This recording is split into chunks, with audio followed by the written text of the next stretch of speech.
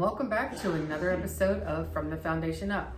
Today we're going to do a little bit something different. I'm not going to be at my traditional spot at my desk, but I am still in the studio, and I wanted to do something more today, a little bit more up close and personal. I had no idea that April is the month for poetry. I had no idea it's a National Poetry Month. The poem that I'm going to read to you was sent to me about a month ago, and I had no idea where this poem had come from. I was away, I was out of town, and Chris, our chief of operations, he sent this poem over to me, and it was just like, wow, I was so emotional when I read it. I couldn't believe that someone wrote something like this, but then after it sunk in for a couple minutes, I had to think to myself, okay, who was the one who penned this? It's a beautiful piece, and I'm going to read that to you. And the reason I'm doing that today is because we did post it on the 1st. However, the posts, sometimes those things just go scrolled by. People scroll by them and things like that. And I thought, this person set in so much of their heart's work into doing this. I thought I would bring it to attention by having an actual video of it. So when Kristen sent this over to me, I thought to myself, who did this? So I wanted to guess who did it. The first thing I thought was he did it. I didn't know that he had that kind of talent, and he said, nope, wasn't me. So then, of course, I said, well, who did it? And after about an hour of not getting a response from him, I figured I'm going to have to guess because he's never going to tell me. And so I started guessing. I thought, well, it had to be somebody from our staff because it's the information the wording of it is really personal. So it had to be somebody who knew Larry, my husband. So I asked him, I said, is it one of the staff members? Nope. Well, was it a family member that sent this in to us? Nope. Was it a past employee? Because we had a past employee who was an avid reader, and I thought, well, she must have done this. And nope, wasn't her either. And so finally, I gave up asking. And after about an hour of this going back and forth, he finally came forth with it and said, it was Elise. And Elise is a woman who we partner with. She does some of our social media. She hosts our website. And so I thought to myself, how did she just do this? It just amazed me. And so I thought back when Elise came to our office one day when we decided that we were going to use another provider. And then she came to our office and she interviewed with us and she spoke with Larry. And if anyone knows my husband and our present customers, past customers, our staff, everyone will know what I mean by this. He's a man of very few words. And yet somehow he laid an impression in that short meeting with her, as well as she laid an impression on him.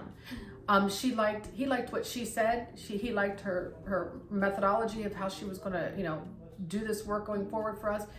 And somehow very few words were said, but yet something like that stuck in her head.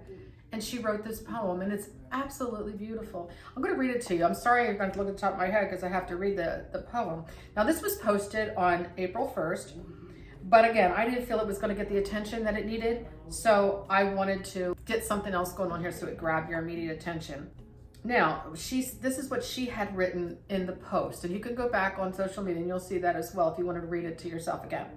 In honor of this, we've crafted a special poem for Wellble Homes, blending the essence of home and the beauty of a verse. Share your own poems or your favorite pieces with us, whether it's a tribute, an ode, or simply joy expressed through words. Now, this is how the poem goes. A foundation built on dreams. In '86, a vision was cast. A foundation strong, built to last. Larry's hands, in masonry skilled, dreamed of homes uniquely willed. From Maple Grove to Leesport's heart, a new chapter ready to start. Design Center rose, a beacon bright, Wellbelt's name shining in the light. Guided by a skilled team at every site they stand, their future bright with precision so grand. Each employee, a commitment they hone, beyond more buildings into warm homes they've grown. On customers' lot, Wellbelt stands, guiding dreams with skilled hands. Placed on the wall, a divine sight, quote, "This is the Lord's doing," unquote, their guiding light. Through dedication, we craft each frame, building futures, not just in name. With care of every community thread, in each foundation, our spirit is spread. And that is so touching for me and to anybody that has read that knows anything about Wellborn Homes. I also wanted to say too was that, again, he's a man of few words. And the one thing that Larry has said to past, present, future employees, I'm sure he'll say it to them as well. He's a man who, like I said, he does very little words, but one thing he has coined a phrase: mean what you say what you mean. And so maybe it was just a little few words that impressed Elise so much that she put this on her heart to write it. And I want to thank Elise for that. But Larry's birthday was just a few days prior to this. And we posted on social media his birthday celebration. Of the staff surprised him, which is hard to do because he's kind of nosy. And so the staff surprised him with this generous, beautiful breakfast buffet that they had for him for his birthday. And so the comments that came in were amazing, of the people, the outpouring of love for him. And I have to say that there were current lenders that made comments, past lenders that made comments, future customers that are in the making, that haven't started their homes yet, they made comments. And there was past customers that made comments, and our suppliers, people who do our subcontracting work, they all wished him well on his happy birthday. But the one that stood out to me the most, and it's not that I'm trying to not say that I loved them all, I loved every one of them, but the one that stood out to me the most was by someone who, her name, I won't divulge her last name, but you could just go on the post and look for yourselves. Her name is Nancy. And I had to think about Nancy for a minute because she doesn't go by the last name or have the name there that I knew her by. But it said on the post, "Happy birthday, Larry. Thanks for constructing our forever home. We are here 26 years and still sing your praise." That's a lot, because in 26 years, new isn't new anymore, but yet she's still in love with her home. And I do know, after I went on her Facebook page and looked at her profile, then I knew who she was, and I remembered the family well, and we built an additional home for another family member as well. But those are the things that just make being able to get up in the morning and just keep plugging away at it.